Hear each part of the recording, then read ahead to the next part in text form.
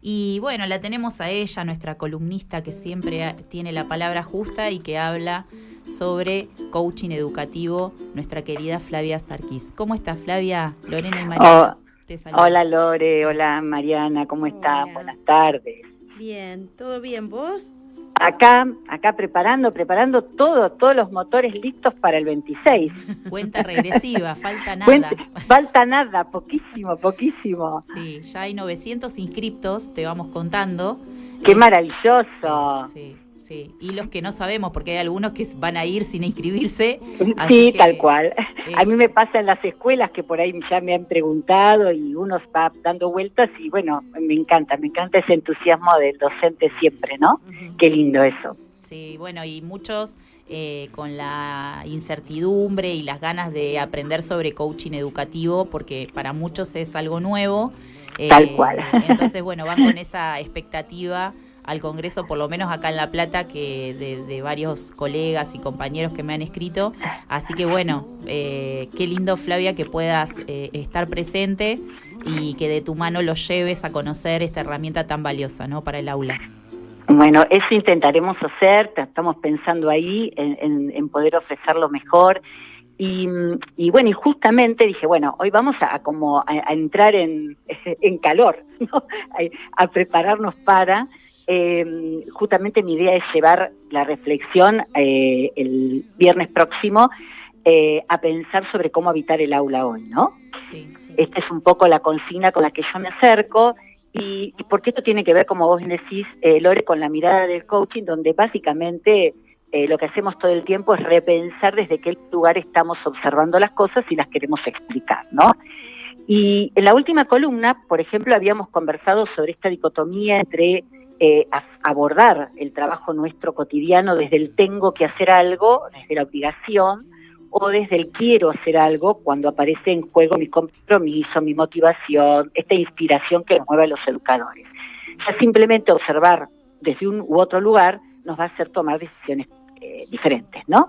Entonces dije, bueno, me quedé pensando que por ahí podríamos empezar a pensar, yo siempre tomo insumos de lo que pasa en mis talleres, en mis seminarios o en las escuelas, con cosas que traen los docentes, y me quedé pensando, digo, bueno, empecemos a pensar cómo la planificación didáctica, de la cual ya hemos hablado por ahí en otras columnas, pero acá me quería detener a que pudiéramos pensar la planificación didáctica desde la perspectiva del derecho a aprender, ¿sí? Cambiando el foco de la planificación didáctica, ¿no? Normalmente los docentes vamos llegando a la escuela y decimos, bueno, ¿con qué me encuentro en el aula hoy? ¿No? Claro, sí. Esto, ¿con qué nos encontraremos hoy? Y la verdad es que esa respuesta no la vamos a saber nunca, ¿no? Cada vez menos, porque la realidad es mucho más volátil, más incierta, compleja, ambigua muchas veces, ¿no? Entonces no sabemos cómo van a llegar nuestros estudiantes, qué les ocurrió antes de entrar, cómo se los vemos, se los percibe emocionalmente, cómo se los va a percibir, si somos docentes de la escuela secundaria y nos tocó la primera hora, qué habrá pasado ¿no? antes de llegar a este lugar. Bueno, estas cuestiones que siempre entran en juego y que no podemos dominar. Sí. Entonces, ¿qué nos pasa? Empezamos a sentir muchas veces aquello que los docentes solemos nombrar como frustración, ¿no? Preparé una actividad maravillosa, pero la verdad que no salió, estaban hoy los chicos desbordados. Había pensado una propuesta interesante, pero la verdad que no lograron resolverla como yo imaginé, pensé que iba a ser fácil. Planifiqué para un grupo y muchos me quedaron afuera. Bueno, tal vez justamente el problema no sea la planificación, y ahí pienso en cómo habitar el aula y cómo habitar nuestra tarea, sino el desafío de pensar desde dónde estamos pensando esa planificación. Porque cuando nosotros decimos, bueno, nos solemos preguntar, ¿qué voy a enseñar la semana que viene? ¿No? Empiezo una nueva unidad didáctica, un nuevo bloque, como querramos denominar esto, ¿qué voy a enseñar? Y cuando ya me hago esa pregunta, estoy poniendo el foco en mi tarea, no en qué necesitan mis estudiantes para poder aprender esto que yo necesito enseñar. Y si empezamos a pensar desde qué necesitan mis estudiantes para aprender ese contenido escolar que tiene que estar y que yo tengo que acercar al aula, ya va a cambiar mi lógica en cómo pienso la planificación. Parece un cambio pequeño, pero en realidad transforma profundamente la práctica, ¿no? Sí. Y aquí vuelvo sobre esta idea de, desde el coaching ontológico, cuando hablamos de cambiar el observador o la manera de interpretar la realidad, ¿no? Que no es solamente aquello que describimos y que vemos, tengo que preparar tal contenido de historia porque estoy en segundo año de historia y es lo que me corresponde, sino en cómo generar esa realidad de manera diferente pensando desde mis estudiantes. Si yo ingreso al aula pensando que mi tarea consiste en desarrollar una planificación exactamente como la imaginé, probablemente viva cada imprevisto como un obstáculo, ¿no? Cada diferencia como un problema y cada desvío de lo que yo tenía planificado como con una sensación de frustración. Pero si yo empiezo a cambiar mi mirada sobre esto y pensar que mi tarea es garantizar el derecho al aprender de quienes tengo delante mío, entonces también empieza a cambiar aquello que veo. Las diferencias deberían poder dejar de ser un inconveniente para convertirse en una información valiosa para tomar decisiones yo, ¿no? Que el obstáculo se convierta en un desafío pedagógico.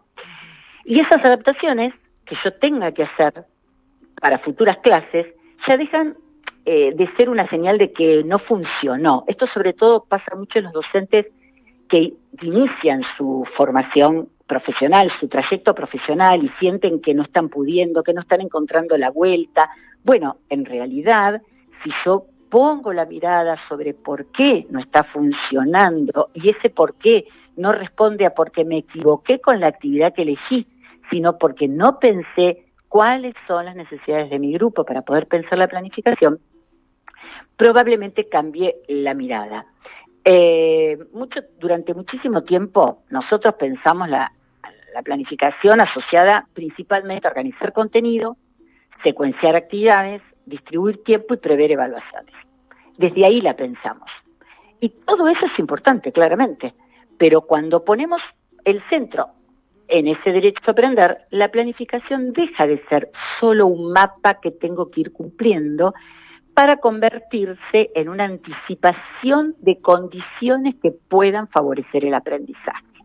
Entonces ya no alcanza con preguntarnos qué contenido voy a enseñar, sino qué actividad voy a proponer para garantizar el aprendizaje de ese contenido.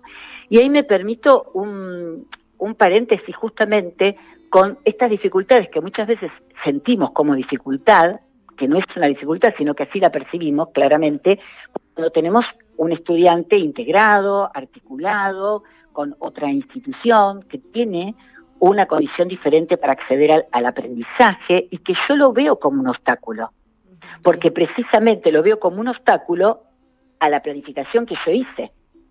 Si yo pienso que todos mis estudiantes tienen condiciones particulares para aprender, porque son todos individuos diferentes, yo ya podría fluir con mayor transparencia y claridad a la hora de pensar estas actividades. Entonces necesito preguntarme más quiénes son mis estudiantes, qué necesitan y qué barreras podrían encontrar ante aquello que yo estoy acercando, ¿no? Entonces, como para cerrar esta idea, pensar la planificación desde esta perspectiva del derecho a aprender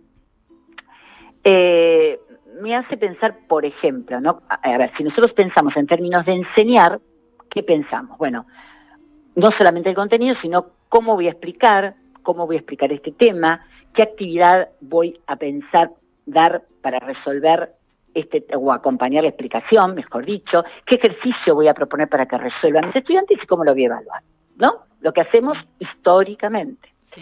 Si pensamos desde la otra perspectiva, pienso en experiencias de aprendizaje que ayuden a comprender el contenido, en apoyos que podrían necesitar algunos estudiantes, en maneras diferentes de poder demostrar lo que aprendieron. Cuando nosotros pensamos desde la experiencia de aprendizaje, la actividad no redunda en un hacer en cumplimiento de una consigna, sino en un proceso donde yo puedo ir dándome cuenta de qué estoy haciendo, para qué lo estoy haciendo. Hemos hablado varias veces de esto de clarificar los propósitos, los para qué, el recorrido que vamos a hacer, de detenernos en parte del recorrido.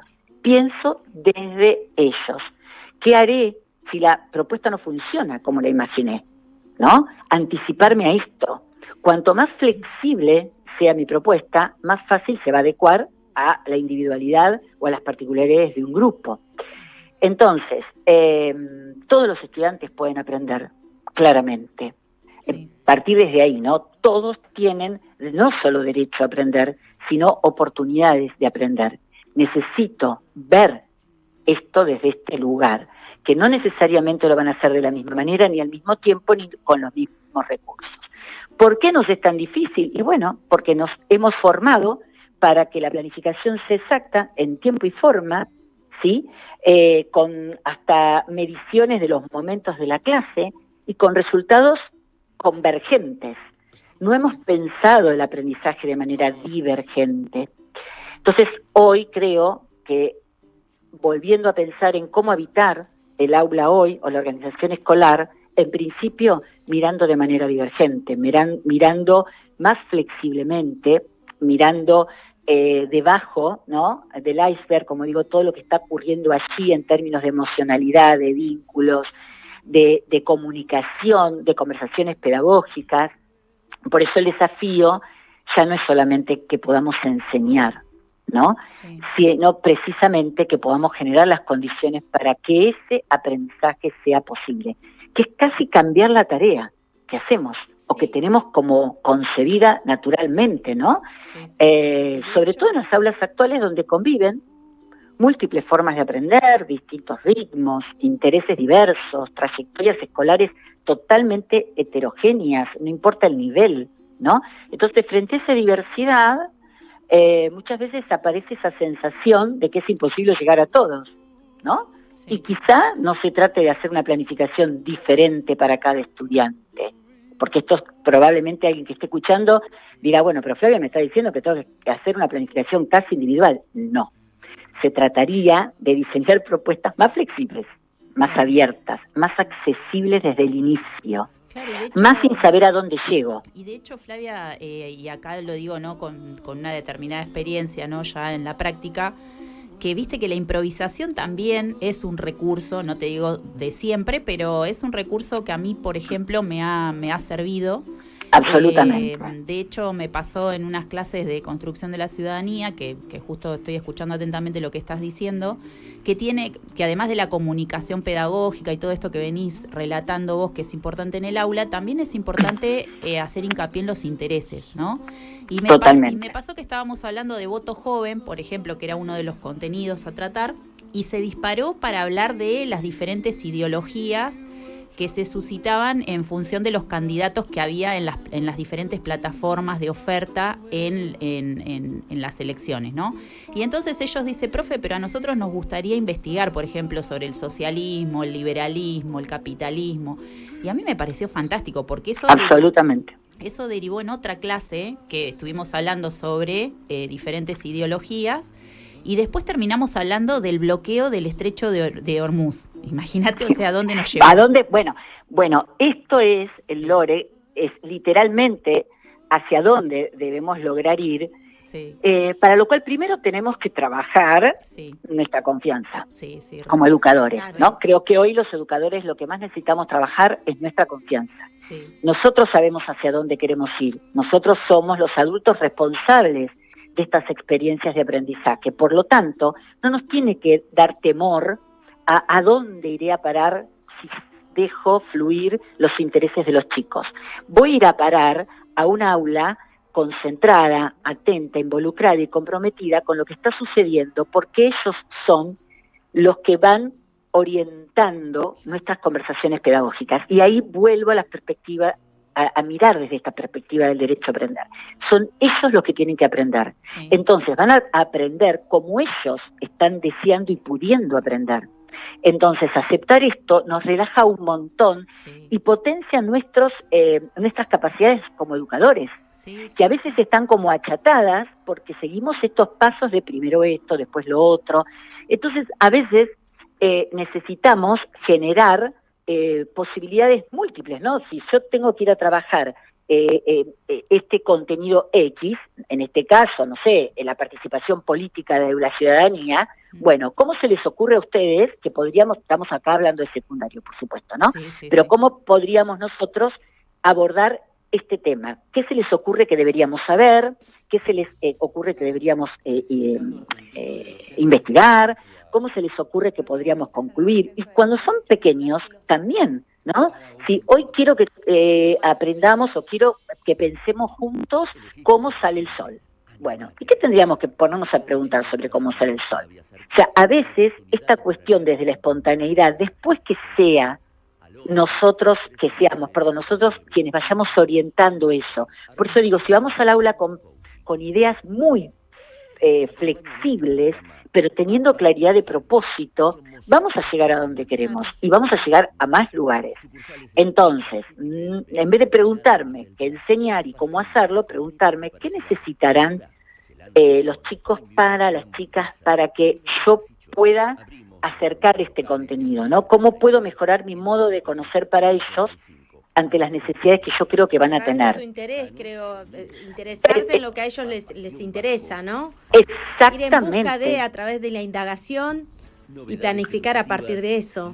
Totalmente, o ajustar la Mariana. planificación a partir de eso, ¿no? Exactamente. Y a eso, Mariana, agregarle una planificación donde cuando yo doy una consigna de trabajo, empezar a acostumbrarnos a darnos 3 consignas de trabajo sobre lo mismo, ¿sí? Explicar la Revolución de Mayo, ¿no? Que acabamos de explicar el proceso de la Revolución de Mayo, ¿sí? ¿Cómo lo hacemos? Ustedes elijan cómo explicarlo. Pueden elegir un collage, pueden elegir un cuadro comparativo, pueden elegir una red conceptual, pueden elegir un texto argumentativo, ¿sí? En los pequeños, ¿no? ¿Cómo puedo contar esto que aprendimos hoy? ¿Cómo se les ocurre contar lo que aprendimos hoy de cómo es que sale el sol? ¿Cómo tienen ganas de contarlo? ¿Sí? No que a todos los nenes les doy el mismo esquema para que todos los nenes hagan la misma actividad en el mismo momento. Como siempre digo, saben ustedes que soy profesora de Ciencias Sociales y Historia, de que todos los nenes y las nenas pintan el cabildo de color amarillo, igualito. Sí. ¿Sí? Bueno, esto. Entonces, empezar a pensar, y en términos de evaluación, empezar a pensar justamente en la evaluación, ya no solamente si mis alumnos y mis alumnas llegan al resultado esperado, sino en qué parte del proceso están. Sí, bueno, para compartir con ellos, sí. Bueno, aún, ¿no? Aún no llegamos, estamos por acá, me está faltando esto, pero logré esto otro, ¿no? Que siempre el proceso sea de alto valor. Entonces, insisto que Habitar la Escuela hoy tiene, entre otras cosas, fundamentalmente, empezar a pensar la escuela desde una estructura totalmente diferente a la que la hemos concebido, con mucha mayor flexibilidad, con otro tipo de conversación, con otro tipo de confianza de nosotros, en potenciar nuestra confianza y la de nuestros estudiantes. Y como decía Mariana hoy, bueno, ¿cómo hago para motivar? Y bueno, la motivación, sí, se va a gestar en ellos a partir de que aparezca el compromiso con lo que están haciendo. Yo no me puedo comprometer con aquello que no me interesa, Claro. ¿no? Y pensemos que muchas veces nuestros estudiantes están obligados a estar en la escuela, están obligados a escucharnos, están obligados a hacer lo que nosotros le proponemos hacer, y por fuera de la escuela ellos sienten la libertad absoluta, ellos sienten esto, ¿no? Como una obligación de estar en ese lugar. Entonces, bueno, ¿cómo los hago partícipes? ¿Cómo los convoco a construir ese momento que están en la escuela? Y donde sabemos ya que tienen que entrar en juego tantas otras dimensiones, ¿no? Para que justamente nuestro cerebro esté funcionando en el proceso del aprender al 100%, donde tengo que establecer conexiones para que el aprendizaje sea significativo, donde las emociones tienen que poder ser facilitadoras de ese aprender, y esas emociones se vinculan con la confianza, se vinculan con el no temor a equivocarme, ¿sí? Bueno, y ni que hablar lo que tiene que ver con el poner en palabras, y ahí vuelvo con el coaching educativo, ¿no? Todo lo que tiene que ver con poder visibilizar a través del lenguaje de cuáles son los procesos de pensamiento, ¿no? Cómo estoy pensando lo que estoy pensando.